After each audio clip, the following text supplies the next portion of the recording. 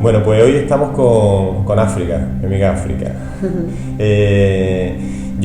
África la he conocido hace relativamente poco, se ha cruzado en mi vida hace relativamente poco, pero ha conseguido captar mi atención. Yo la conocí, fijaros, en una formación de profes de yoga y yo la he conocido como una profe de biomecánica, una profesora de biomecánica. Fijaros eso que es sugerente, ¿no? El yoga y la biomecánica. De hecho, a mí me ha permitido entender realmente por qué es tan interesante esta práctica para nuestra salud articular y mental. Total. Pero yo creo que es más interesante que sea África la que se presente, que nos cuentes un poco quién es África. Y lo continuamos. Bueno, pues África es una buscadora, una mujer que está en continuo aprendizaje, en continua búsqueda de entender cómo el cuerpo y la mente funcionan juntas todo el tiempo y que durante mucho tiempo nos han hecho pensar que estaban separadas, ¿no? Llevo más de 15 años dedicándome al ejercicio físico saludable y como una loca del estudio de la anatomía y de intentar entender cómo se mueve cada estructura para crear un movimiento armónico que no genere dolor, que no genere lesión, pues en ese camino de entender pues nos hemos conocido y bueno, y ahora entiendo más el cuerpo y cada vez que entiendo algo, dejo de entender todo lo que estaba entendiendo antes y se me pone todo boca abajo, ¿no? Entonces, como esa búsqueda y esa sorpresa que nos da el cuerpo físico cada día que lo entrenamos, que es una experiencia cada día totalmente diferente a la anterior, aunque hagamos lo mismo. Cada paso que das, sabes menos. Yo tengo esa sensación muchas veces. De hecho, una de las cosas que me llamó mucho la atención, algo que te escuché, que fue como un boom, y es que en todo yo trabajo, siempre digo que trabajo en el cultivo de la conciencia, es decir, todo lo relacionado con el cultivo de la conciencia. A eso le hemos puesto muchos nombres, ¿no? Últimamente.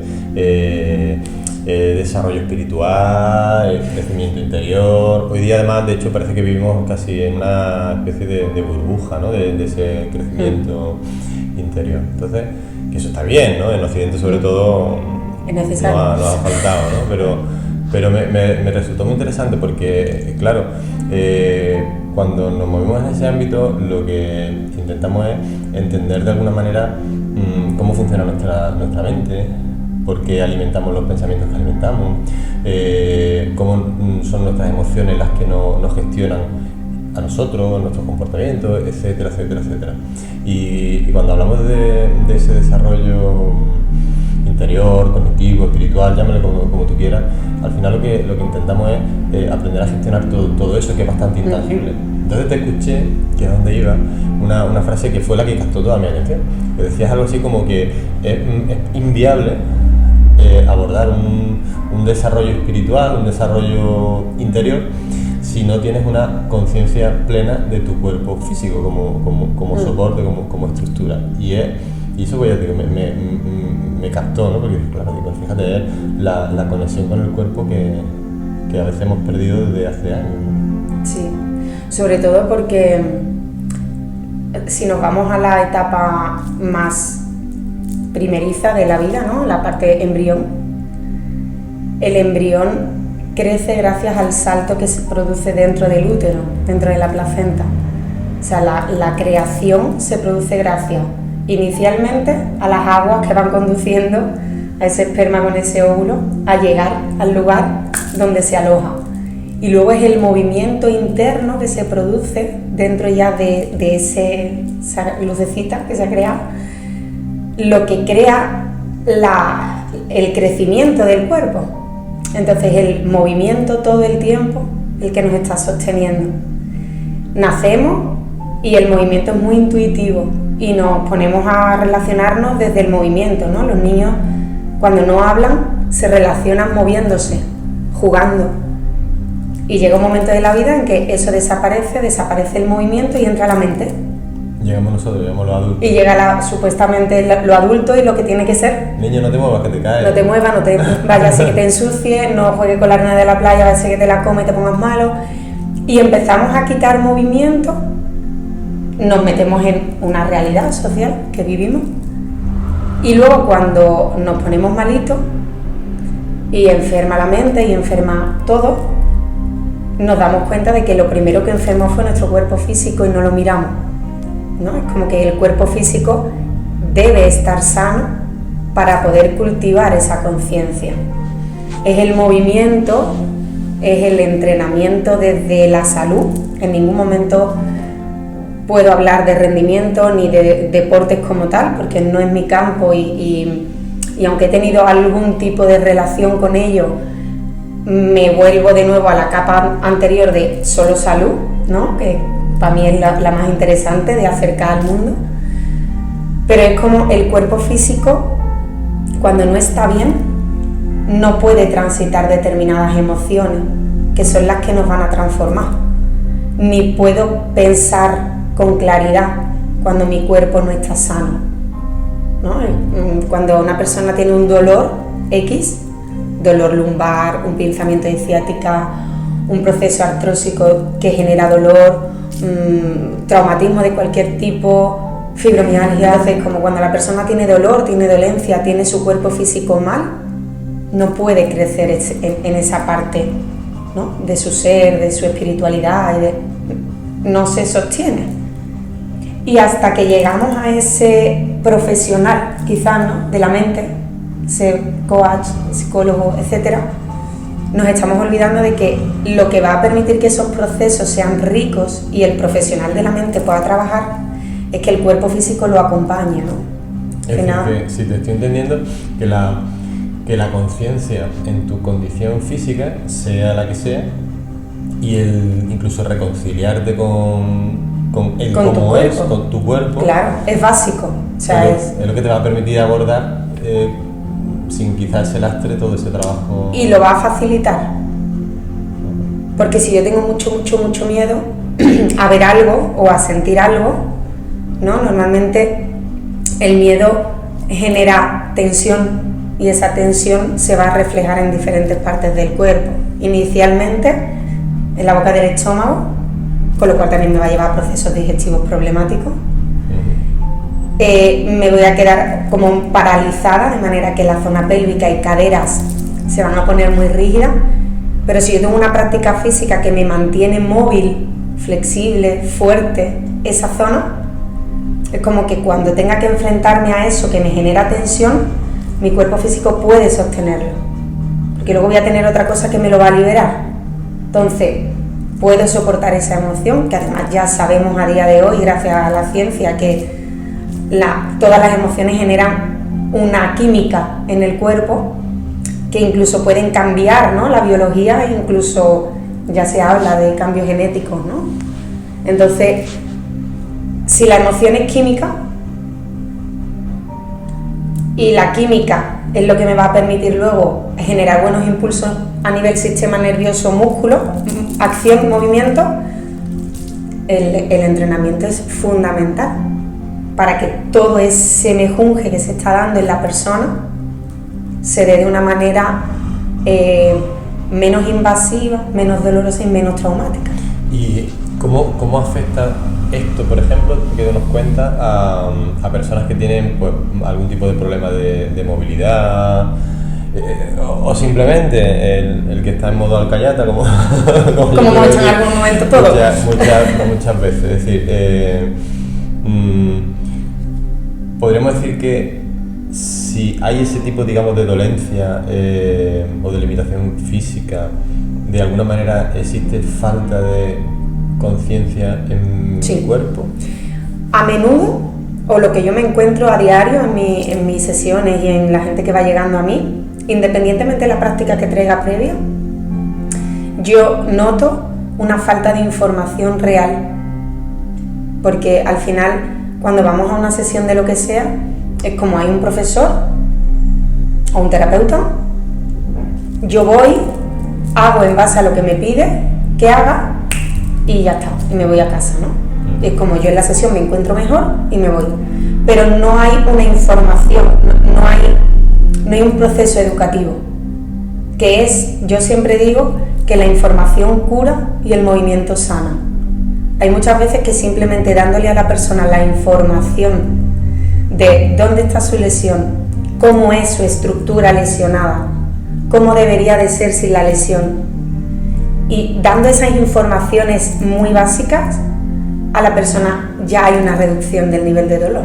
Es decir, que lo que tú entonces nos estás planteando no es simplemente que la gente haga deporte, sino que la gente entienda, ¿no? Que sea consciente de cómo ese movimiento, por ejemplo, sí, repercute en su... Sí, en su ahí yo siempre digo que hay una responsabilidad por parte de todos con cada uno de nosotros, ¿no? Que es, igual que me levanto y me lavo los dientes, me lavo la cara y me ducho y desayuno y como y pongo lavadora, ¿no? Es como hacemos muchas cosas que crean hábitos saludables. El entrenamiento y el conocimiento de tu cuerpo, que al final es el traje con el que venimos a este mundo y es con lo único que nacemos, vivimos, nos desarrollamos y nos vamos, ¿no? Eso tiene que estar bien. Es responsabilidad nuestra. No le puedo dar, no puede hacerse cargo de mi cuerpo físico el profe de yoga, la profe de pilates, el profe de crossfit o el profe de spinning. Eso también es importante. La responsabilidad es mía, ¿no? Entonces, si yo sé qué cuerpo tengo, cómo es mi estructura, qué le viene bien, qué le viene mal, y para eso he tenido que tener un proceso de sentirlo en movimiento. Y yo ya sé lo que me viene bien y lo que no me viene bien, yo ya voy a poder darme de manera autónoma e individual lo que necesito cuando algo no me está resonando bien, ¿no? Me duele un poco la lumbar.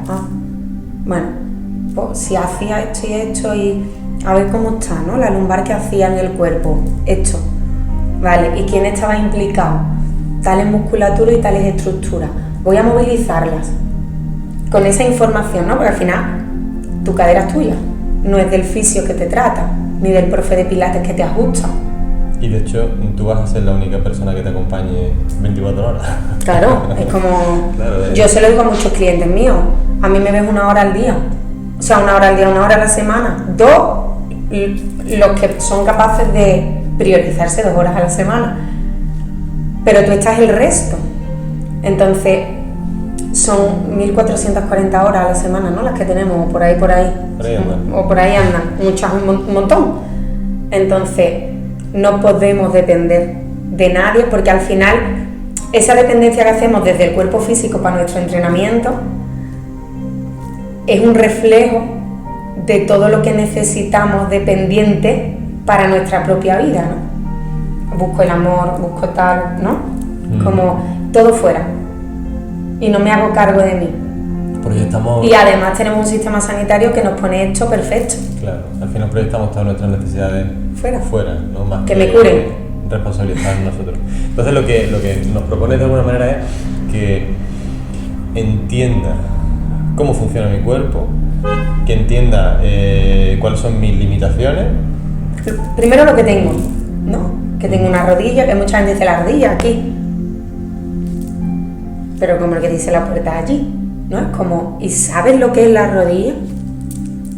Sí, cómo funciona. ¿Sabes cómo funciona y cómo sientes tú esa función en tu propio cuerpo? Porque yo puedo sentir la rodilla desde un punto y tú la estás sintiendo desde otro, y es una rodilla. Claro, yo puedo sentir mi rodilla. Claro, además la única que puedes sentir. Mi rodilla. Y desde ese comprender cómo funciona mi rodilla, yo podría incluso mejorar cierta dolencia. Totalmente. Que se reflejan en mi rodilla. Efectivamente. Te haces cargo de ti. Ajá. Que al final es como, también eso está de moda también ahora, ¿no? El empowerment, el empoderamiento, más el femenino, pero está como todo el mundo quiere ser muy poderoso, y el poder personal reside en que todo esté en equilibrio, ¿no? Claro.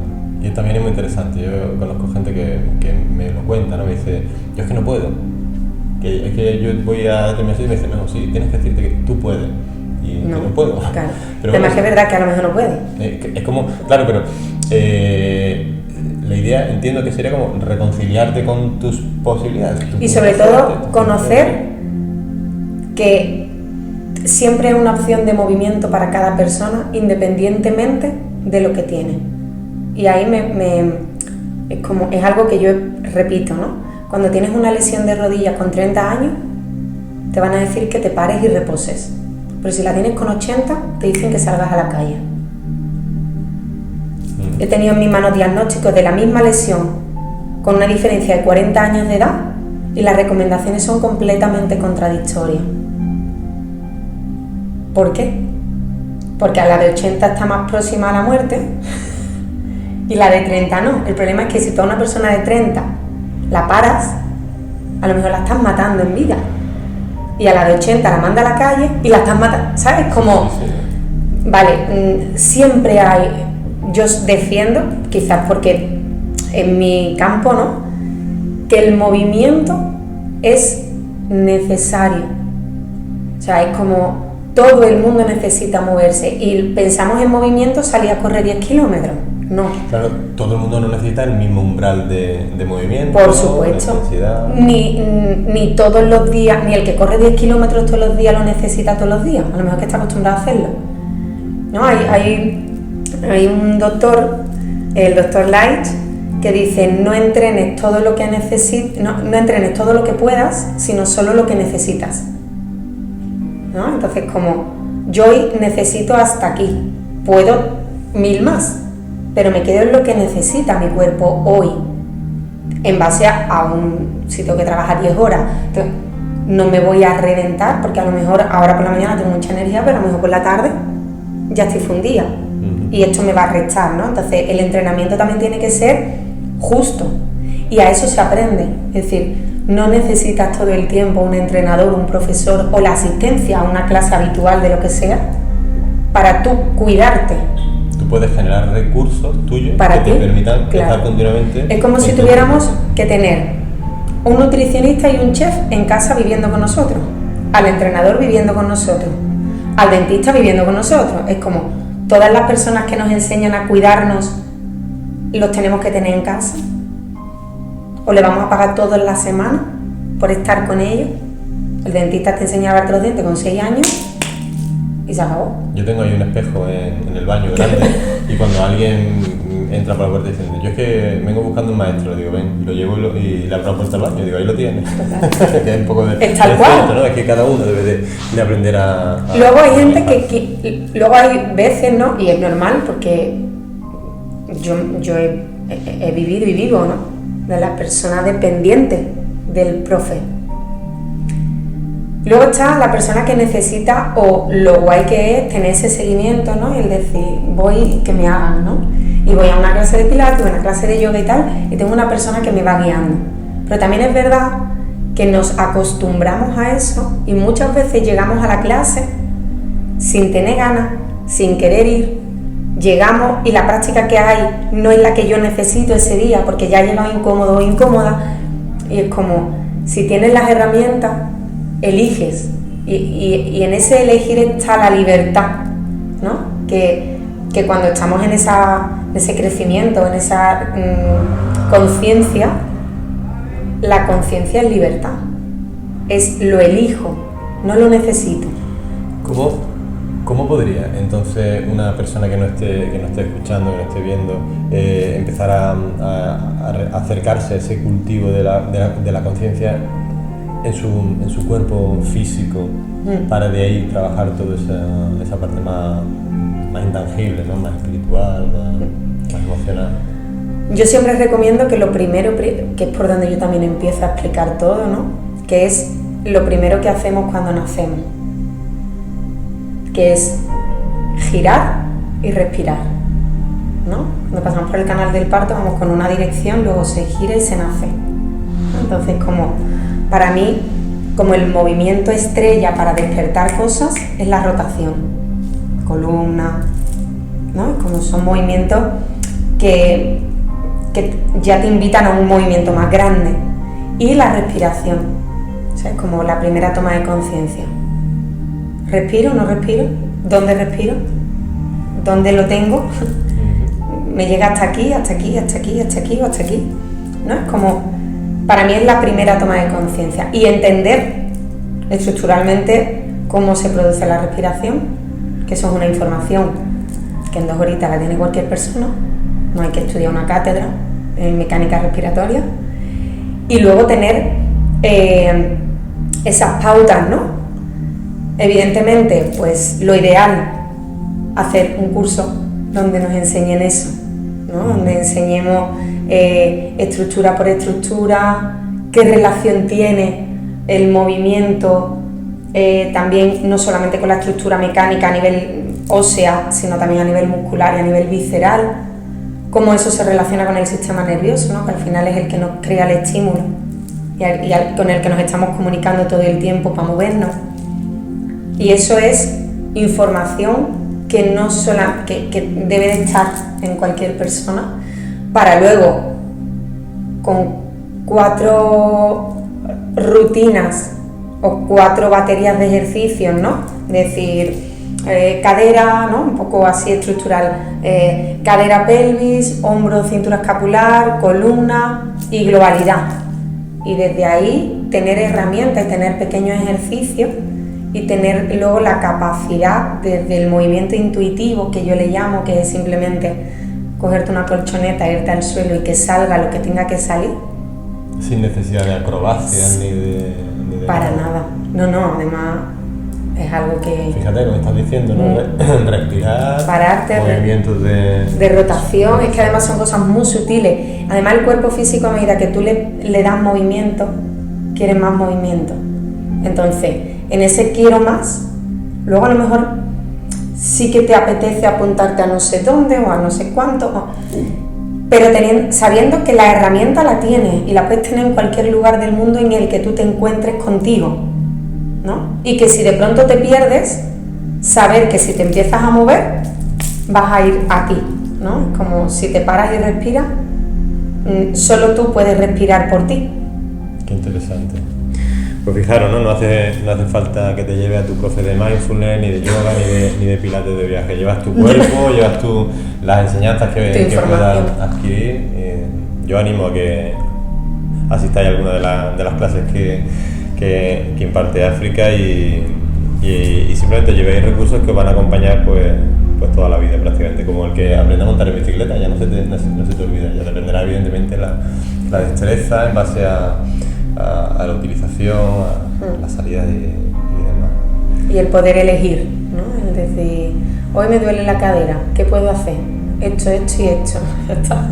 Esa es yo considero que una de las principales habilidades que desarrollamos cuando hablamos de cultivar la conciencia, la capacidad de elegir libremente, cuando hablamos de despertar. Además toda esa parte, ¿no? De propiocepción, ¿no? Que esa palabra estuvo de moda mucho tiempo, ahora ya sé que como estamos ahora en la parte espiritual, la propiocepción ya no se habla tanto, pero es como que la propiocepción no es más que la capacidad de saber dónde estás en cada momento, situado en el espacio, ¿no? Y creo que eso es básico. Es como, sé cuánto ocupo y a nivel esquema corporal, ¿no? Muchas veces cuando estamos en procesos de crecimiento hay pérdidas de peso muy fuertes o ganancias de peso fuertes, ¿no? Hay momentos donde el cuerpo físico cambia y de pronto empieza a estar torpe en el movimiento. ¿Cómo restauro eso, no? ¿Cómo vuelvo a hacer que mi sistema nervioso se comunique con mi cuerpo tal y como es en ese momento y me reencuentre? Eso suele pasar también, por ejemplo, con las mujeres embarazadas y el momento de posparto. Como hay una transformación física súper fuerte y luego volver, es como en muy poco tiempo ese gran crecimiento y mucho menos tiempo el decrecimiento, ¿no? Y eso a nivel acompañamiento físico, al margen de todo lo que se produce aquí arriba cuando uno es mamá, ¿no? Pero es como hay mucho cambio, igual en los procesos de pérdida de peso, como el cuerpo nos tiene que aguantar, tiene que sostener. Interesantísimo. Pues ya veis, el movimiento consciente sin limitación de ningún tipo, como una de las mejores vías para cultivarnos interiormente. Así que, bueno, pues darte las gracias. Te tendremos por aquí otra vez seguro contándonos más cositas y ya está. Sigamos cultivando la conciencia.